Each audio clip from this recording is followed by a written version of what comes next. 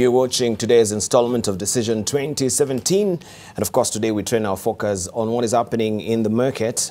We will be doggedly following what is happening also with devolution. This is the second term of devolution. And of course, we saw the governors, the new governors-elect being sworn in. And we have some of them in the studio this morning. We're eagerly waiting for some of them also to join us who had promised to join us. We are waiting for Wilberforce Otichilo, who's the governor of Vihiga, also Joyce Laboso, governor of Bomet. And I can see also a text of regret here from the governor of Nakuru. This is Muthomi Njuki. He says due to unavailable circumstances, he's not able to come today. He sends his apologies. But in the studio with us, we have His Excellency Muthomi Njuki, who's the governor of Tharaka Nithi. Also, we do have with us the governor of Laikipia, His Excellency Ndiritu Muriithi. Good morning, gentlemen. Good morning. And thank you for joining us. Congratulations. I think it's been also a long while since we had you, Ndiritu Muriithi, here in the program. Of course, you've been faithfully on the state of economy on Thursdays here on NTV. And also, Muthomi Njuki, it's been a while. Thank you very much. I know it's been an arduous task to make sure that, yes, you garner your votes, and you successfully did that, and we congratulate you all. Thank you. Thank you. Right, let's just begin with what is happening with the state of devolution right now, because it seems you have been putting your best foot forward in terms of making sure that the resources in the counties, of course, they are well taken care of. First of all, you're defending the laying off of workers in some counties, arguing that they have inherited bloated workforce and even ghost workers. This is what Muthomi Njuki is saying. But before we come to you, let's just play a clip to get maybe the genesis of where all this began. They've begun their work in earnest by sending off some of the county workers, which has really drawn a lot of flack from the unionists and some various quarters of the country as well, even the Public Service Commission as well. Let's just hear what they had to say. I know people who do nothing for the county, go to the bank and collect money, and they go back to their business. And they're the biggest mouths in Tharaka Nithi County in politics. They're there, very many of them. Even my residents of Tharaka Nithi County know them. This is not a joke. If you're telling me that I continue putting in a payroll a group of about 30 people who work in the homes of the former executives, who I do not want to mention by name, I know very well they are identified to be working in their hotels, to be working in their farms, to be working in their houses, but they still say in the payroll.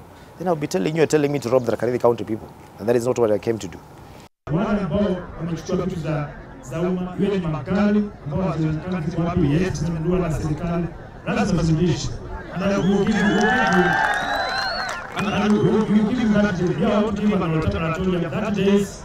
Kurudisha vitu kama vitu za serikali wamechukua, iwe ni laptops, computers, serikali iko macho mengi. Mimi nimefanya kazi katika serikali, and I know hakuna mali ya serikali inaweza kupotea. Hata pini ya serikali kama imeenda, tafadhali nimesheni, I want to give that day, stand those things. Kuna wengine wamechukua mpaka dams za serikali zimepotea, mashule zinasikia, market ijengwa, ilikuwa serikali, haionekani iko wapi. Mimi ningependa mali ya serikali ikuwe heshima, hasa wafanyakazi wetu wale ambao tumechagua na wananchi wetu, ili tuone kwamba hiyo mali inarudishwa. We have decided to send the acting county secretary, all CECs, all chief officers, all sub-county administrators, all ward administrators, and all town administrators on indefinite leave immediately. In the meantime, I will continue working with the people I find around, but I want them to hold them responsible for the stuff, because this is a government, this is official work. We need to work with legal people whom we can hold responsible for their actions. It will not be business as usual. Effort will be rewarded, while laziness will be punished. And that just acts as a segue to a discussion here in the morning with our excellencies. We begin with Muthomi Njuki. Just to, of course, we've seen you've been also hard at work trying to send off some of the workers in the counties. You say you have a bloated number, but we're wondering, from you swearing in and up until now, was there any audit that was done? And what really informed your decision to actually send this county workers at home? Yeah, thank you, Debarl. First, let me thank you for the invitation this morning, and also thank the people of Tharaka Nithi for giving me the opportunity to serve as the second governor of Tharaka Nithi. I want to, yes, admit that I have sent workers home. That is not in doubt, and I'm not beating around the bush about it. Two wrongs don't make a right. The second generation governors, whether they have renewed tenure of office or they are new ones, have a responsibility to ensure that they have a government that is working. And I want to appreciate the fact that, yes, this first crop of governors did a good job in bringing in a workforce that is meant to work. But obviously, you cannot work with a workforce that was brought into the office and procedurally, and they are not delivering to the people, because at the end of the day, the people of the county, the one that serve of Tharaka Nithi County, expect the results, and the results will come from having a government that is working. And one of the ways you can be able to deliver is having staff rationalization. I do not want to exactly call it sacking. It's just restructuring, ensuring that if you have casual workers who are supposed to be on temporary basis, who are supposed to be hired on need basis, if they are at work and there's no work for them, you cannot continue paying them when they're not doing any work. So there are some things that did not need any audit. The others are needed internal audit. The others are waiting for the audit from the Auditor General. And I can tell you that the few that I've sent home is only a drop in the ocean, because after the audit by the Auditor General, I can tell you many more are going home. And I also want to let you know and let the viewers know this morning that the term of office of the governor was 5 years, or is currently 5 years. And there are workers or staff who are normally hired on contract basis, and their term is supposed to end with the term of the governor. Those ones, obviously, they are supposed to pack and leave with the government. But you find some of them really want to stick around, knowing very well that the term has ended, and they want to continue working in the next government without any appointment. But where are you drawing this information that, yeah, the term ends with the current governor? Because now this seems to be maybe to be politically instigated. That yes, if you didn't, maybe for the also incoming governors, if you didn't actually vote for me, then we show you the door. I want you to be clear on set this morning that any governor who sacks workers based on political affiliations is obviously trying to chew too much. It is not, I mean, it's not prudent. You can't be able to sack people because of the political affiliation. When you're elected as a governor, you're the governor of everybody. But what I see clarity from is that the contract, the law, the act is very clear that they are those workers or the employees who are supposed to be employed by your office as a governor, and their term ends with your term. If your contract with the governor is 5 years, their contract is also 5 years. It's not new. It also happens in the national level. The cabinet secretaries who are there today, who came in with the current president in the term is supposed to end. Is at liberty either to renew. But they are appointee of the president. These are people who have gone through the system. So if you're appointed by the president, yes, that one is bound also to end with that particular regime. But if you've gone through the exercise that it was advertised on the dailies or the website, and you've made an application, that is diametrically different from being appointed. Debarl, I would like to inform you that you're forgetting that the governor has a mandate at the county level, just like the one the president has at the national level. The law is clear. Your term ends with the term of the governor because you are appointed by their appointees. And obviously also, even if they are interviewed, their contract term is 5 years. Unless you extend the term, then there is no chance of them continuing staying in the office if the term has not been Okay, let's hear from His Excellency Ndiritu Muriithi. I'm none the wiser when it comes to actually the legality of it as well, but do you hold with this position that the term ends with the governor, even if you went through the process of being recruited and you're not an appointee of the governor? Well, I think, let's not confuse the question of whether you are competitively sourced. Meaning that, I mean, if you look at the newspapers, most counties, for example, are advertising for county executive, members of the county executive committees. So the process of identifying you does not imply that you have an unlimited term. Now, what is government? At the county level, government is the governor, the deputy governor, the CECs, and the chief officers. And the term of governor is very clear because, as you know, a general election shall be held on the second Tuesday of August every 5 years. But unfortunately, of course, there's been a little bit of confusion around the country. Persons who were on contract serving previous governors, either within the executive office of governors or as CECs or as chief officers, a misperception that you can continue to hold office. That's actually not correct, and it is not provided for in law. But I think it is simply that it's the first time that there is a change of guard, and there is perhaps a little bit of confusion. Also, quite a number of public service boards, I think that perhaps their competence brought to question because of writing contracts that in fact are completely unlawful, because you cannot extend the term of a government by contracts that violate the Constitution. So there's that bit of confusion, but I'm sure these things will settle. And I would expect that in the next round, at the next general election, that things will be a bit clearer. But the law is very, very clear that the chief officers, CECs, people who are serving in the office of a governor, all their term comes to an end at the end of that government's term. And it's just the normal thing around the world. Okay. But you've also elected not to actually send your staff packing. Well, let me say, not quite. Perhaps I have not been as dramatic in announcing that, okay, everybody get out. But what I've done is follow the law. So, for example, we have new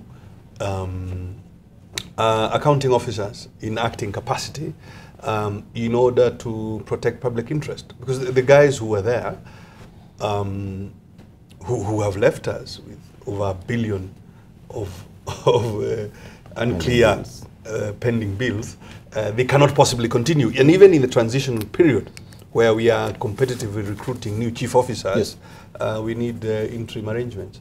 So we have, as provided for in law, appointed acting accounting officers for each department and entity in order to safeguard the public interest. The CECs, just like at the national level, they are, I would have to say, sort of nominally in office. I mean, so they're there to carry out administrative duties until the new CECs have been put into office. And remember, that process involves the county assemblies, and it is only this coming week that most county assemblies across the country will meet, elect governors and so on, and therefore be in a position to confirm CECs. So it's a process, and as again, Debarl, I think because it is something new, perhaps that's where the confusion and anxiety is coming from. All right, let's hear from Dr. Joyce Laboso. Good morning, good to see you. Good morning. Congratulations. Welcome to the show. So we're still following, I don't know what your position right now, because I think also you've elected not to really send packing your staff at the county. Is that the position so far? Yes and no. Yes and no. Good morning again. And again, I want to say, like my colleagues, first of all, to thank you for inviting us to the show, and secondly, to thank the people of Bomet for giving me this opportunity to be their CEO for the next 5 years. I say yes and no because clearly, like my colleagues have said, you know, there are staff that must exit, and it It is clearly in the law, in the same way that CSs and PSs at the national level come and serve at the pleasure of the president.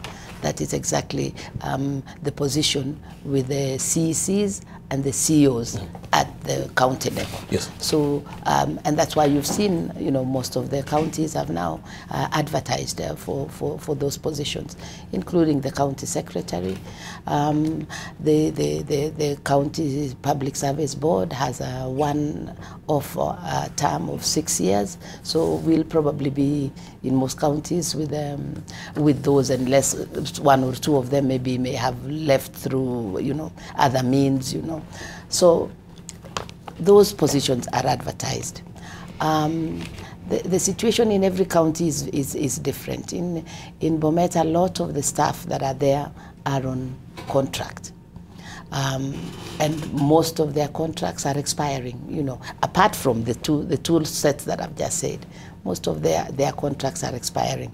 That again was an illegality, because there was no point of employing so many people and putting all of them on contracts. So we have already written officially to the controller, to the Auditor General, to come and first of all help us to look at the ongoing projects, look at the pending bills in the county, and more importantly, to help us also do a head count, and so that we know who is a bona fide employee of the county, and secondly, what are they doing, and do we need those services? So maybe I've just chosen a slightly longer route,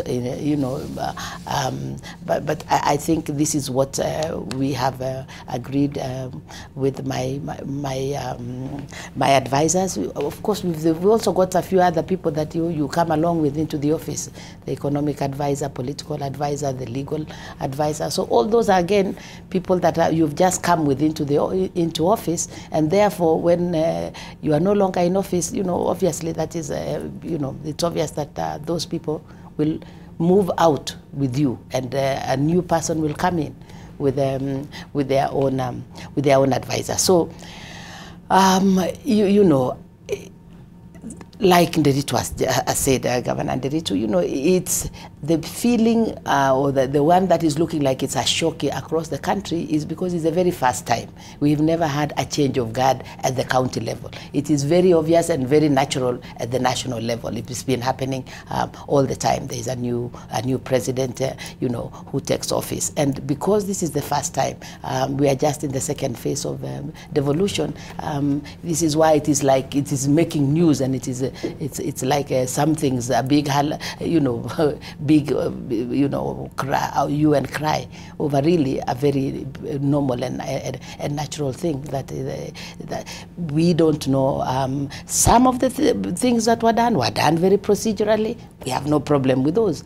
But anything that was not done procedure, because we have procedures for all these things, for how people are employed, for how contracts are procured, all these things are there. But probably quite a number of the first governors never quite took a lot of those things into consideration. All right. Governor Muthomi Njuki, you say that those affected are nurses and medical staff brought in by the predecessors through the back door to mitigate the crisis, of course, caused by over 800 striking nurses. And you say, quote unquote, there were lots of quacks, people who have never gone to a medical school, yet they were serving as pharmacists, nurses, among others. We also discovered that some were employed elsewhere and were only interested in double salaries within our county. That I want to admit has been ascertained. But my question is, you demanded an audit to ascertain the usefulness of workers you suspended. Did you jump the gun when you're making this particular statement, because you don't have the audit with you? And I've heard you saying that you don't even, some of the cases you don't need to do an audit. It is self-explanatory. But how do you, not judicially picking, but how do you pinpoint that this is particular quack and this person is not a quack? Do you have that, the luxury of time to actually go through maybe some of the curriculum vitae of this particular staff in your county? Well understood, Debarl.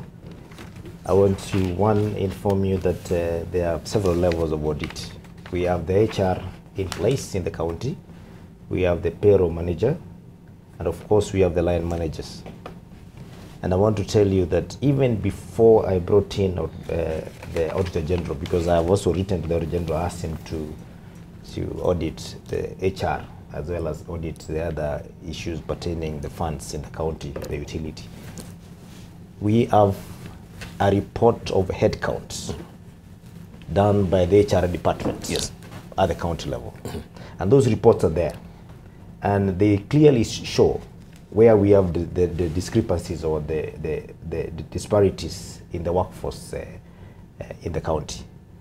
The issue of the nurses in Tharaka Nithi County and the health workers, we have had persistent strikes and a standoff between the outgoing governor, or rather the governor who just left, and the health workers, which actually grounded the health services in Tharaka Nithi County. And one of the things the governor did, when we had about 850 nurses who were on strike, he decided to hire 112 nurses to be able to mitigate the absence of these other 850. Unfortunately, the criteria to be able to hire nurses was not followed because, according to him, it was an emergency. And what he did is that he asked those who think they are qualified to come in and start working. There was no job advertisement at the Public Service Board, County Public Service Board. There were no interviews. There was no capacity assessment in terms of whether these people are really qualified, because if you don't have an interview and someone walks in with a letter and there's even no one to authenticate this letter, whether it's really a medic, and you put them in charge of human lives, that is very risky. So I got a report from the line managers in the health sector that we have people who are employed without documentation, and the capacity has been assessed. You find a pharmacist who has never been to a medical school to be able to understand this thing. And what I did is that I suspended them, and I said all of them should actually pass through County Public Service Board with their documentation. And in that board, I did put a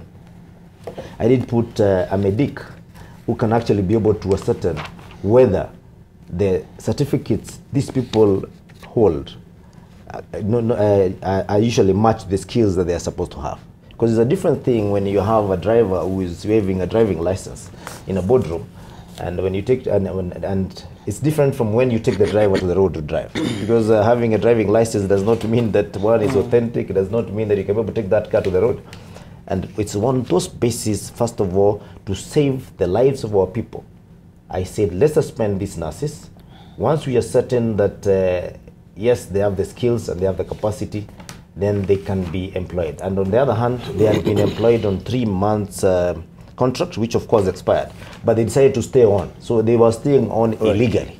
Even as the other nurses. But where does the discretion really comes to play? Let's take a short break right now. Then we'll come back. We will circle back with that question. Even if maybe, I don't know, they've been illegally actually employed in the county, and we have a crisis right now. We know people have been losing lives as well.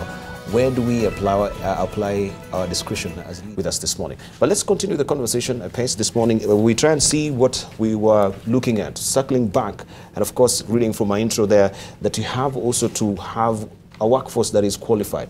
But I was asking you, where does discretion really comes in light of where the country is facing a paralysis with the nurses, and you're sending more nurses home? Then what? Well, Debarl, you have to agree with me that you would rather die from a natural cause than die from being treated by a quack.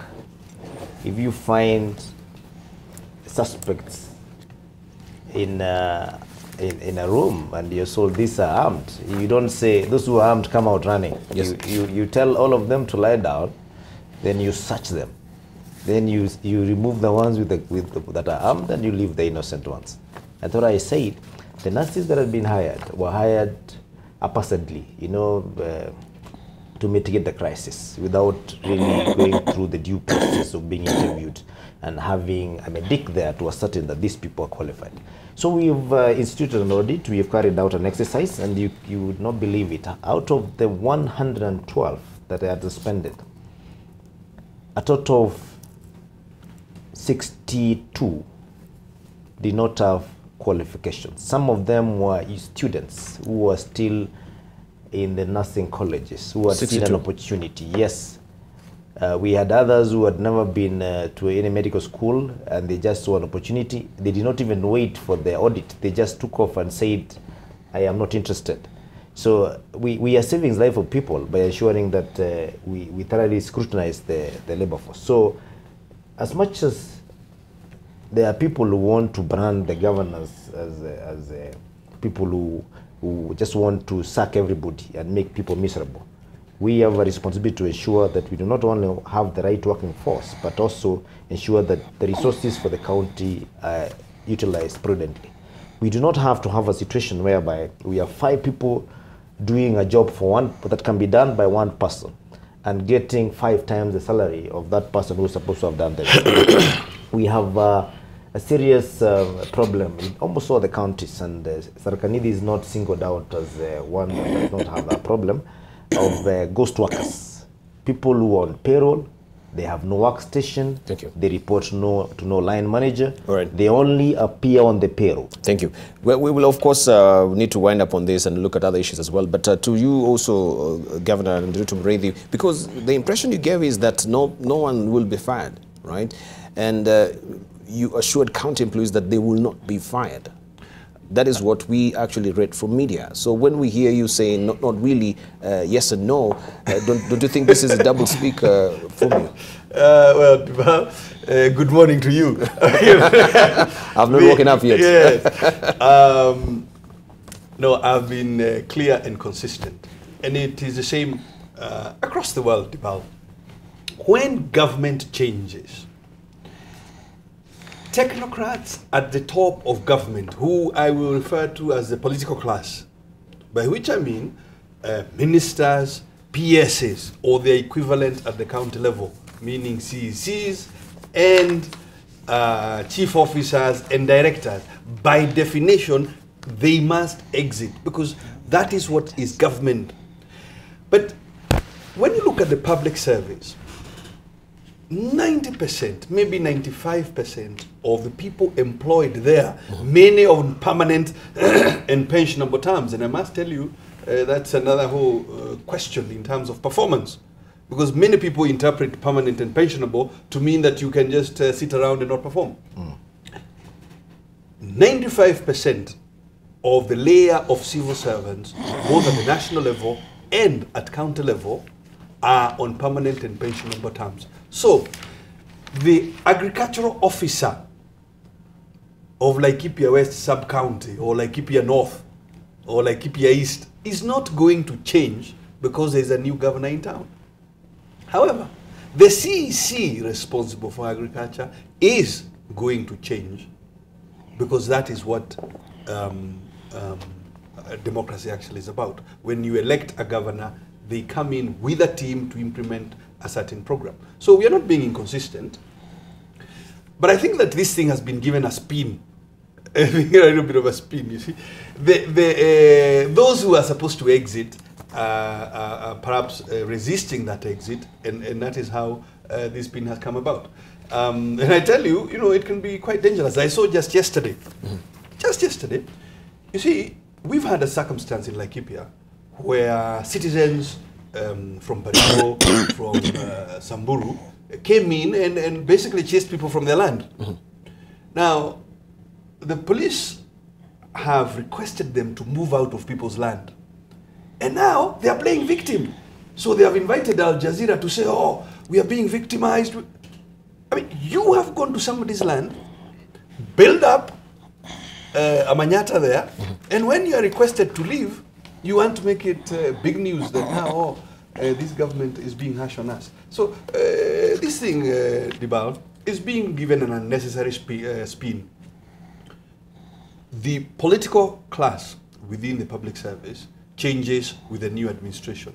it is not a unique thing. That is what happens globally. That is what happens at the national office. Right, thank you. I think we should just move on. Thank you. Let's get on and transform our county. All right, let's get on right now. Oh, I want to talk about the transition itself because what we had was from the Ministry of Devolution with the transition committee. And this is maybe just to make sure that you have a ceremonial entry to your offices as well with assumption of office. But in light of that, there is a vacuum of assumption of office of the governors to handle that. And I think this was also on the floor of the House that never saw the light of day. But I want to know some of the challenges that now the incoming governors are experiencing, because we're talking of pending bills, even that is on your entry right now. But in terms of also you inheriting, aside from the pending bills, inheriting the properties, because we saw from the previous regime as well, when we were transitioning into devolution regime, we lost a lot of assets. Have you really gotten an account of the assets that now you as a governor, you are actually taking over within the counties? And would you mind telling us what these assets are? Debarl, that's one of the really grey areas in this, transition period, because as you are taking over, most of the time, at least that's what's happening in Bomet, you are really unclear about what it is that you are taking over. There's no clear inventory there's no inventory, first of all, of a lot of the assets, particularly those that were inherited from the local authority, yes, which was then under was done in the first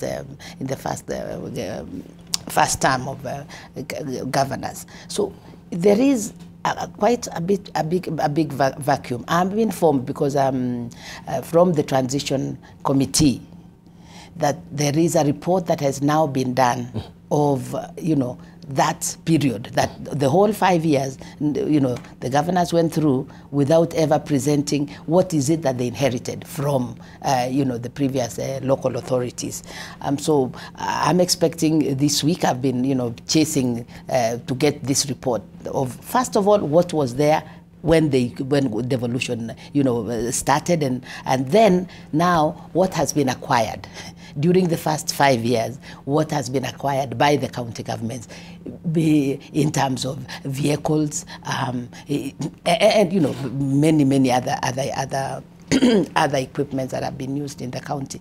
So we still need, I believe, some real laws, and I believe that this set of governors that have come in the second, ourselves, we must get some laws or something that can really ensure that there is a very tight, protection of the county assets, because clearly you will hear of course, there are also a lot of rumors. A lot of rumors. Oh, we hear some computers have been taken in which office. We hear, some vehicle was seen in another.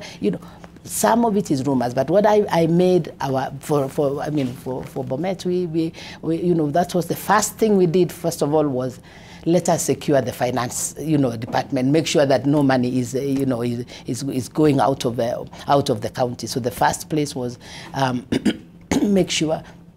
Close that and remove the people who are there, not remove them out of the job, remove them out of that office, and get other people that we trusted within the system, because of course there is there are procedures of employment. So within the system, get other people that we believed were on our side to come and take over those places where money is being taken. The second thing is, like you're saying, demand from the transitional authority, because they had a very clear mandate. They were supposed to ensure for the 2 months that they were on duty to ensure that there's a smooth transition. Smooth transition included making sure that you get reports on assets of the county, bank accounts of the county,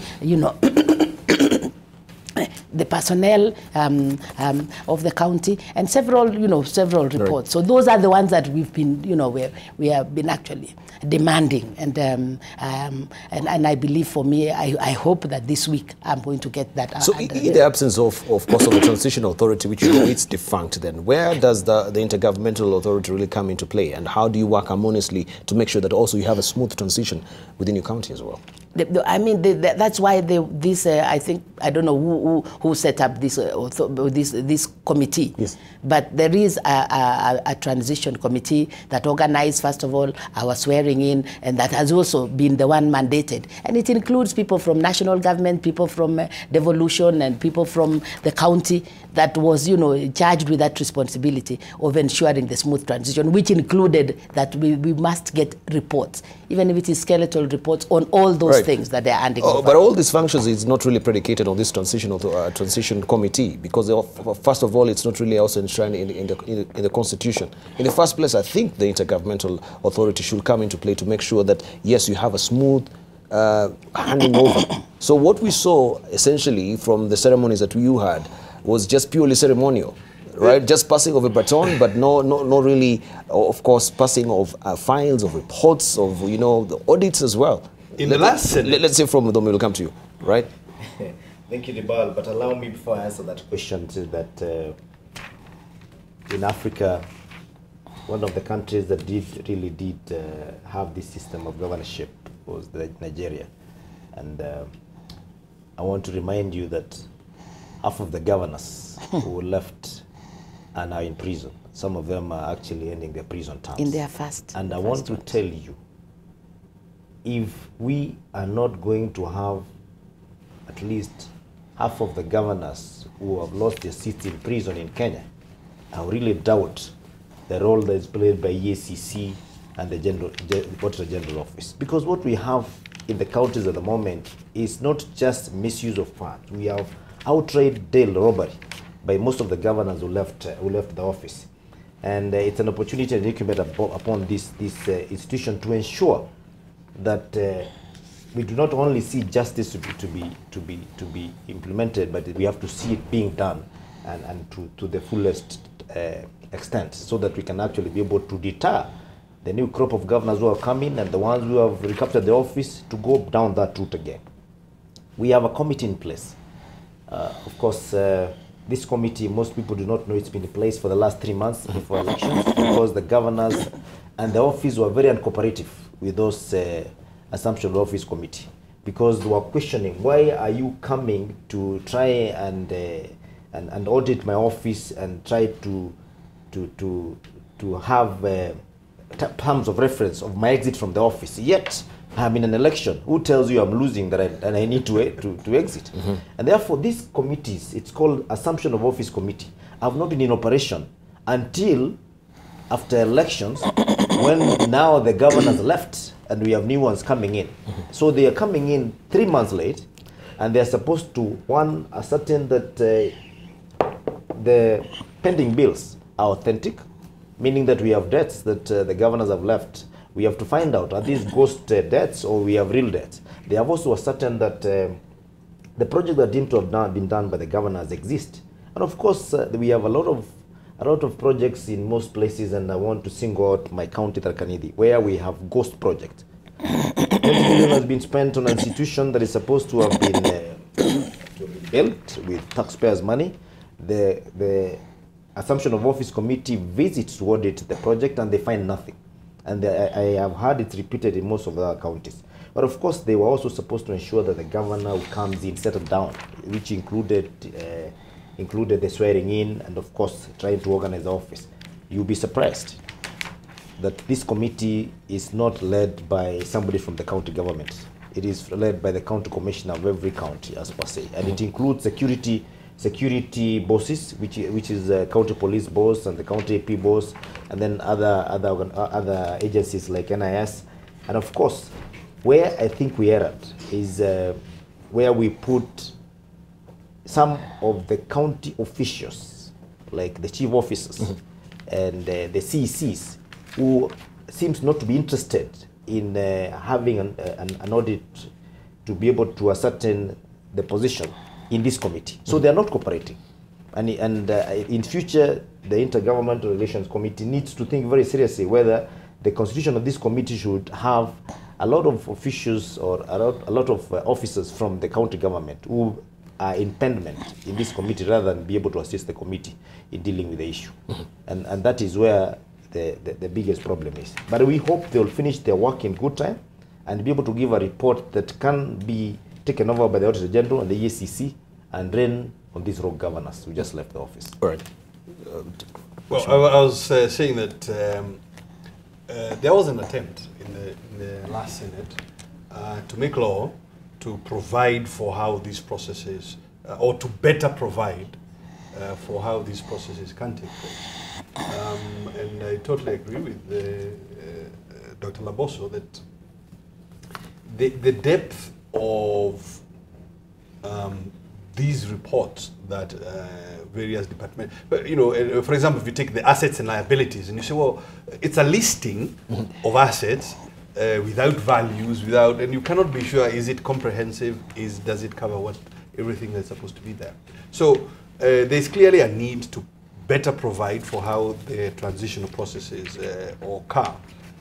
But I think it also points to certain failures in the governance structure.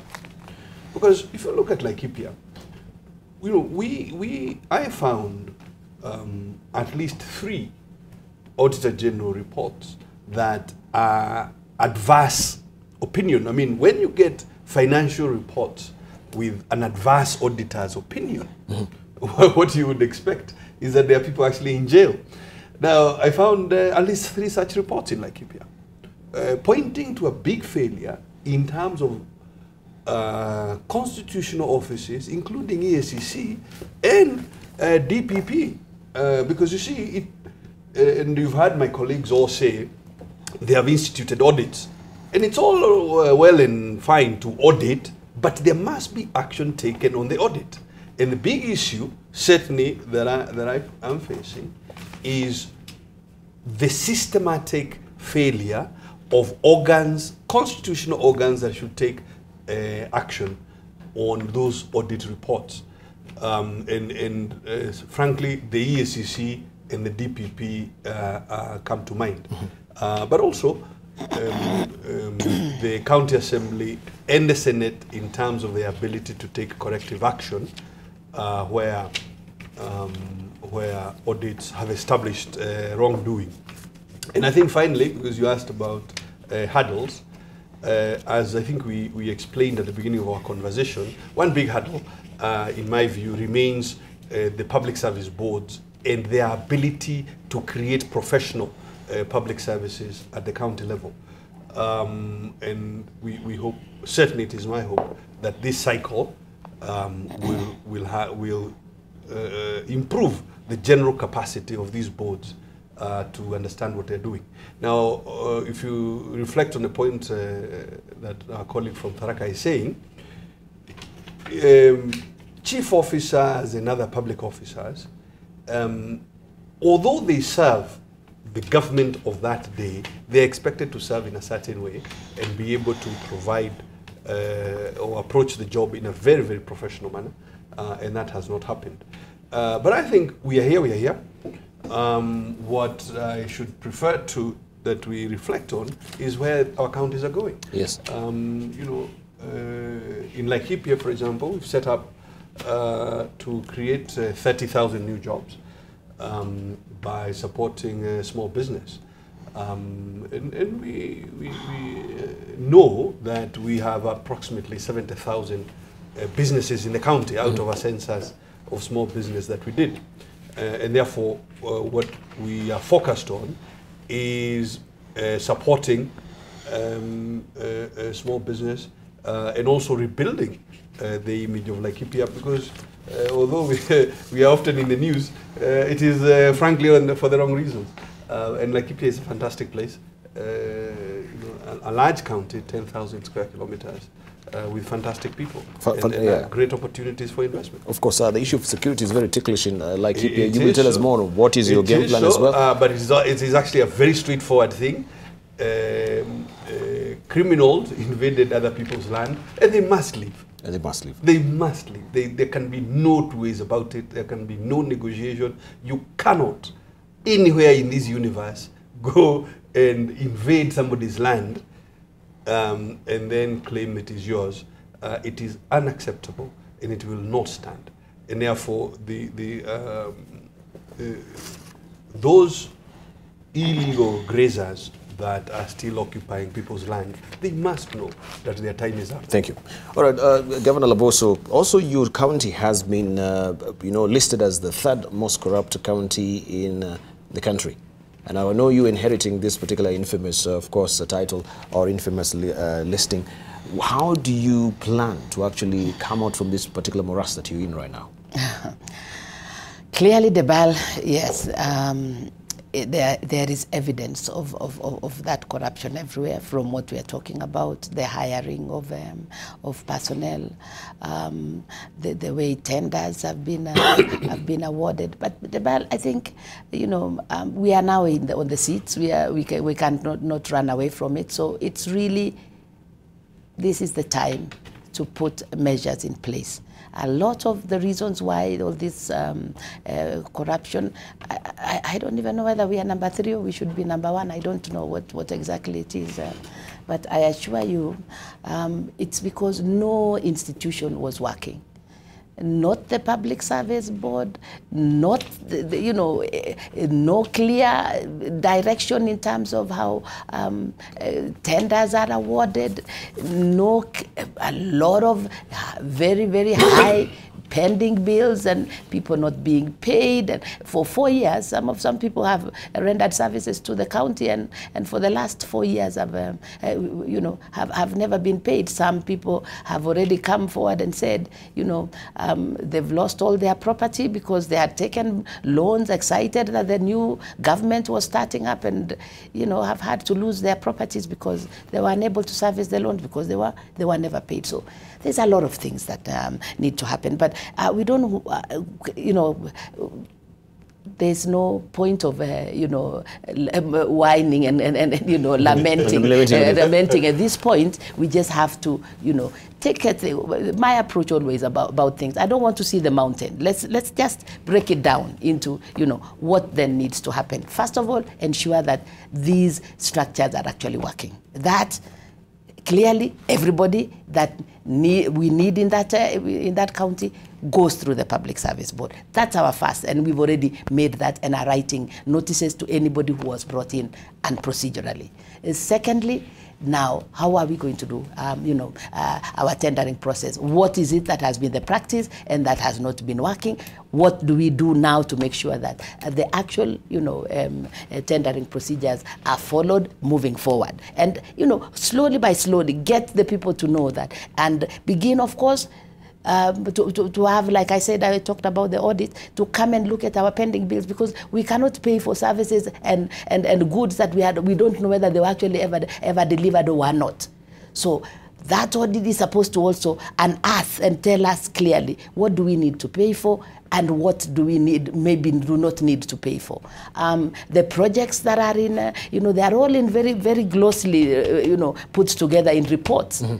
But the question on what is on paper and what is on the ground are completely different, different things. So these things you cannot, if we look at the mountain, we are never going to get to really get there. So each and every step, and like I said, because of the money or the finances being the most sensitive, first of all, secure the finances, then now begin to see how can we now do things better by going slowly and methodically through each of the steps that we need to do, so that people get value for their money. I mean, I always tell people, everybody looked at my former governor and thought he was, this huge giant, and I looked like, a David and Goliath kind of situation, when I was coming into office. And but the truth of the matter is that I never, campaigned on anything else. I just asked them, did you get value for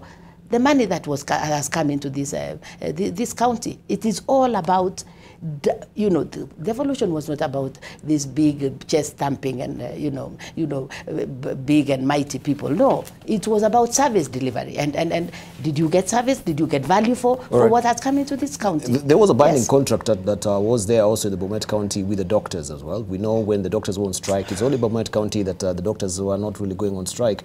What was the arrangement, and are you willing to carry forward? Because we don't know the object of this particular contract, whether they were shoehorned not really to go on strike because of this binding contract. So if you're taking over right now and we have the issues of doctors going on strike as well, will this particular contract that you had with the previous regime also hold? Or it goes?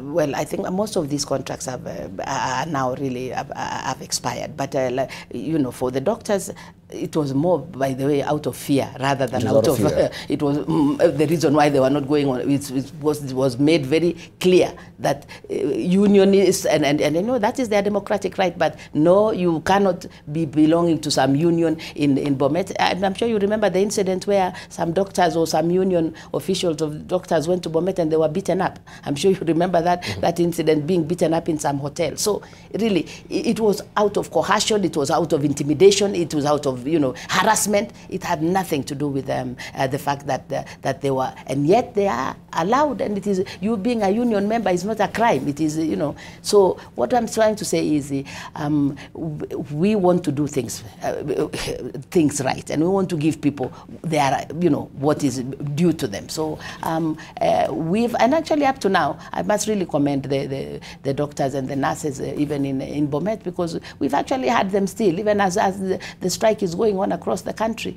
You know, we have them on. They are actually working. A lot of them are working right now, and we want to assure them that we want to sit and see how we can improve that. All right. Another issue that we need to talk about is the management of equipment services. We know the national government and the county government had an agreement or an MOU that was set out, and you had around 98 million shillings being dispersed every year to the counties in terms of leasing of equipment. And I know this was a sort of a one size fits all, right, across the counties. And there was no need assessment that was done. Now that you're coming into office, all of you, and of course you have this also glaring on your face as well, how will you actually navigate these choppy waters? Because we know we have equipment in some counties where we don't have specialists. Some equipment, they're still actually not even, they've not been unpacked. You know, but we know you actually remitting this particular monies also to the national government, and yet you're not getting value for money. So how do you inherit this, and how do you navigate this, Muthomi? First and foremost, I do not want to fault the national government for seeing it fit to be able to take the services, the medical services, closer to the people. Yes, I do agree that we had one size that's supposed to fit all, and I don't see any fault in that, because we have the same person in every village in terms of their medical needs. If you will find a cancer patient in Turkana, they will be suffering the same fate with the one of Tharaka Nithi, the one of Mombasa, Bomet, Kisumu, and those other places. And therefore, the issue of whether those needs to find out whether we need to have a cancer screening machine in Turkana vis-a-vis Kisumu or Nairobi, that is not the case, because all of them need them. The question is, were the governors willing to take over these equipments? And that is where the big hand was, because from onset the governors were resistant. And I would attribute this to the leadership at that particular time of the Governors Council, and of course the new crop of governors who felt that were too independent. They were just smaller presidents in this country. They were talking about 47, not 47, but 48 presidents in this country, being the CEOs of the counties. And that is why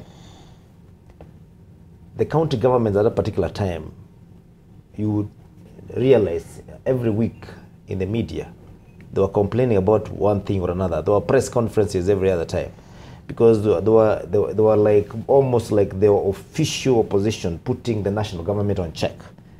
So instead of taking those equipments with the right attitude, yes, we need these equipment, and then be able to negotiate with the national government. You've brought us an anesthesia machine that is supposed to ensure that we have an operating theatre. We have no capacity to build a theatre at the moment, maybe as Tharaka Nithi. How can we be able to go about this? Instead of doing that, the governor decided to resist and say this is being forced on us, and we have to sign up for them and pay, of course.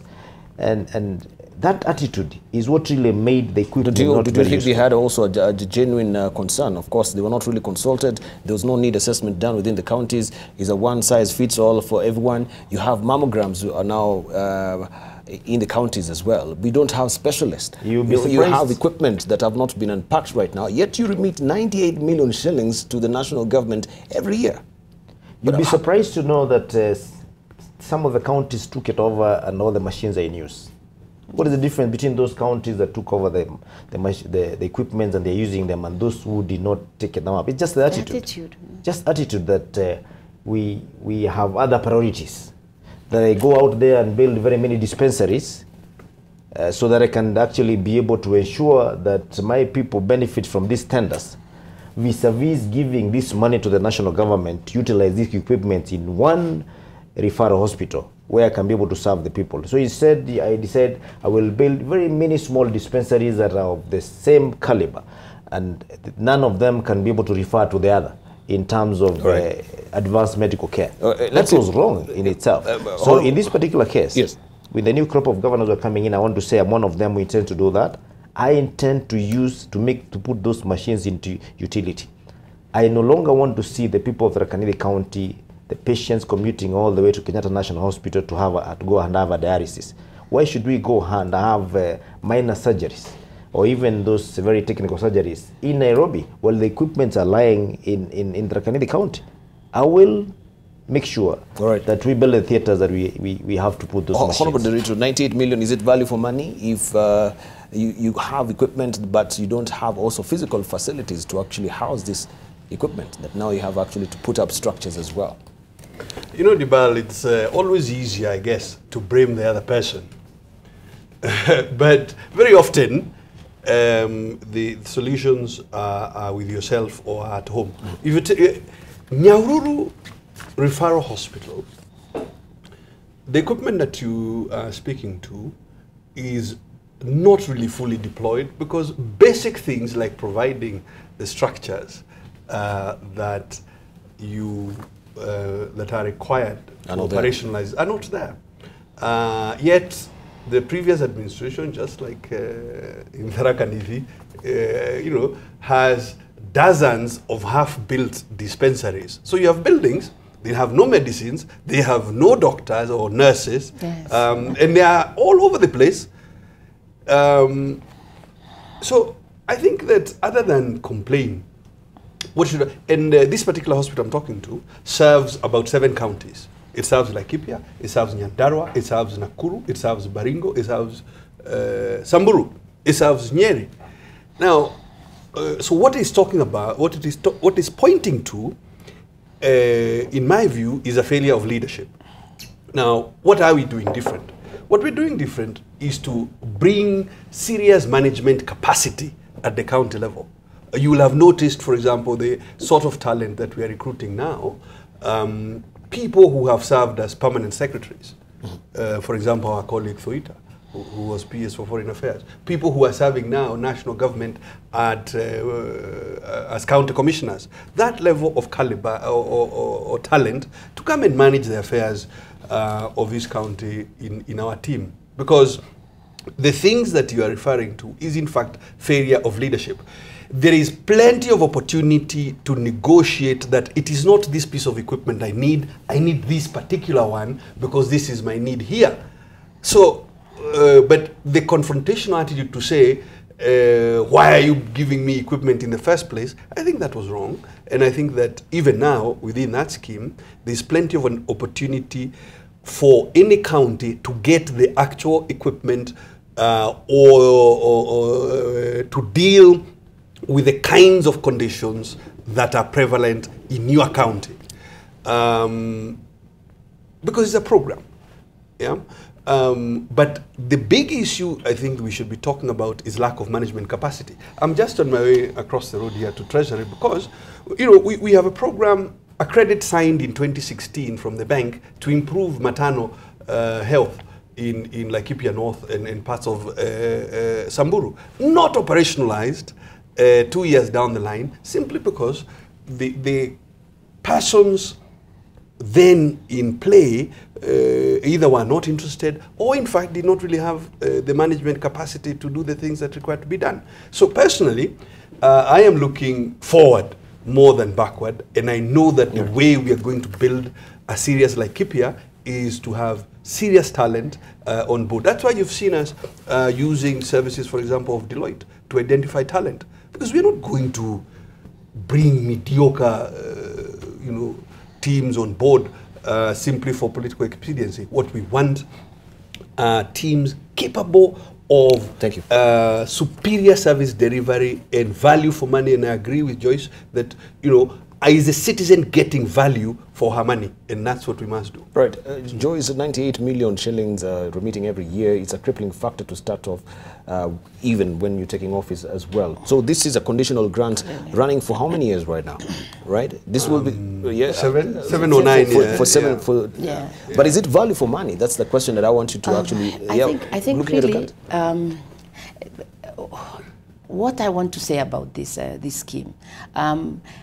I think the attitude, like my colleague has said, is of the governors towards the national government, is what created this feeling like there was some competition. And therefore, instead of focusing on how can we make this work, the focus became how, you know, we were not consulted, we are the ones who are paying, and, you know, spend a lot of energy and time, you know, fighting rather than seeing how it works. Yes, 98 million is a lot of money, and it is true that a lot of counties are not seeing value for money right now, because in Bomet, there's one hospital in my own constituency that is supposed to have received the equipment. The equipment is there, it's lying there, but because, again, you know, the governor, who was at the time the chairman of the Council of Governors, was in the forefront fighting the scheme.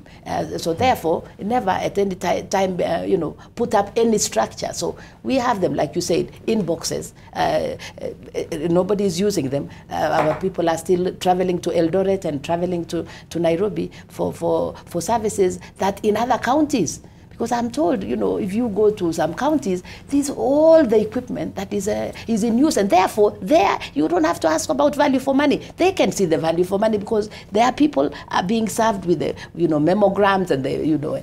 And that also, but if the attitude had been different and said, okay, the machines have come, maybe yes, we would have had a better consultation. But they are here now. What do we do so that they become useful? Was it an issue of poor leadership or an issue, of course, because you have the equipment, but you don't have the requisite personnel as well who are qualified? The right people, but you would have had. If you have the right attitude and you want to make sure that those equipments work, you would take the initiative as a county, because you also have resources.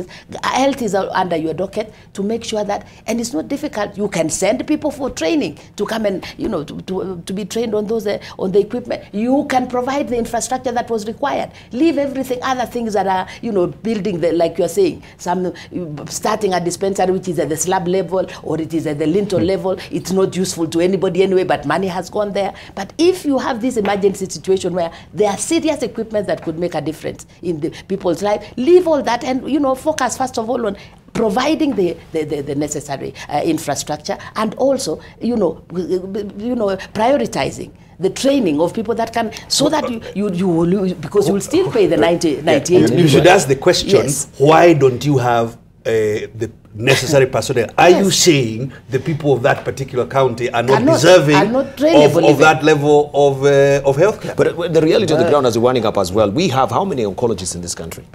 You are very few. They have only 12. No. We have 12 oncologists. The fact that we have few is no excuse. The question we should be answering, why do we have few? And the reason we have few is what we're telling you.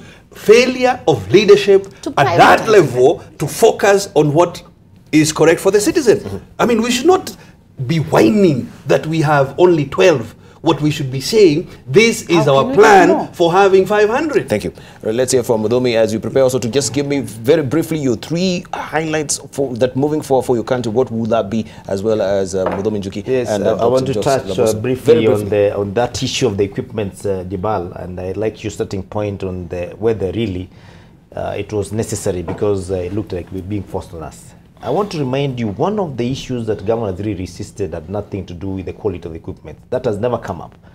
One of the issues they talked about was we were not involved in tendering and procurement of these equipments. So where were they interested in how the equipments were procured? Was that their business?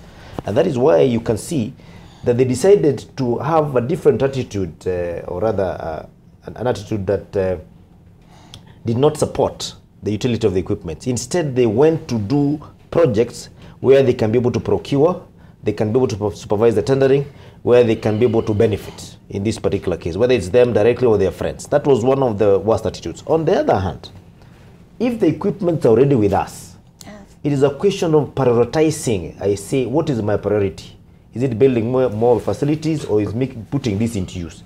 The question of whether I have that personnel in my county does not arise, because I am allowed to recruit from anywhere in this country. Yes. I do not have to have a doctor who is from my village. I will go to Kisumu and get one if that is the person who will serve my people of Tharaka Nithi. When I go to hospital and I want to be operated, I usually don't ask whether this doctor is from my village or from Kisumu before I ask to be operated. All I want is service. So there is no question of whether we can be able to get that personnel locally. You can even import from Europe, as long as people are getting the service. So attitude, one of the biggest problems that the outgoing governors had, and I'm hoping the ones who have come back will not infect the ones who are already in with that attitude. And we tend to have a different council of governors, including overhauling the leadership, which should come as soon as possible. All right. Let's hear from Joyce Laboso, your 3 highlights for Bomet County. I know we shall have more. We know also the Auditor General is coming up with a report, I think even in the next 2 weeks or so far. Are you also willing to take responsibility as a leader right now, because there are going to be discrepancies within the counties, and you're the face of the county right now? If at all Bomet still remains at number 3 in corruption, are you still willing to actually take that particular responsibility as well, moving forward, and having remedial measures moving forward? Very briefly. I think really for me, like I said, it is making sure, first of all, that systems work in Bomet. We must have systems, we must have structure, we must have institutions that are actually working, whether it is with respect to personnel, whether it's with respect to tendering, whether it's respect to any of the issues that will be coming up. Of course, alongside, as I am trying to clean up the system, people are expecting work. People want to see work that is coming up, you know, that I can, if you take too long, because the expectations are very high. I'm sure you are, you know, a lot of us, these new governors, you know, people they got deceived. You know, they felt, is this what devolution was about? You know, we are seeing people focusing on all the wrong things. So getting them back to tell them, yes, devolution is the best thing that happened in this country, and it can change their lives, but we must remove the focus on self. We must remove the focus on just something, and we must focus on service to the people. So I want to focus on that. They want the mandate of the county government, and make sure that they get the service that they deserve. Thank you. Muthomi Njuki. Thank you. As my closing remarks, first and foremost, I want to make the difference in Tharaka Nithi County. And one of the ways I intend to do that is by making sure that the attitude that used to be there, that this is an independent county government, I not work with any other government, I want to remove that. I want to have a seamless connectivity between the county government of Tharaka Nithi and the national government. I will not go to a function and we are in argument with the county commissioner, who should talk first, who should talk last, whether the chief should be able to attend my meetings, and whether I should be able to recruit people to check on the chiefs. We are one government of the Republic of Kenya. We should be able to use whatever we've been given by the government as per se. Thank you very much. I intend to automate the revenue systems, automate HR system, medical records, to ensure that people get value for their money. And lastly, thank you. Very last. Yeah, we need to wind up. Yes, I know.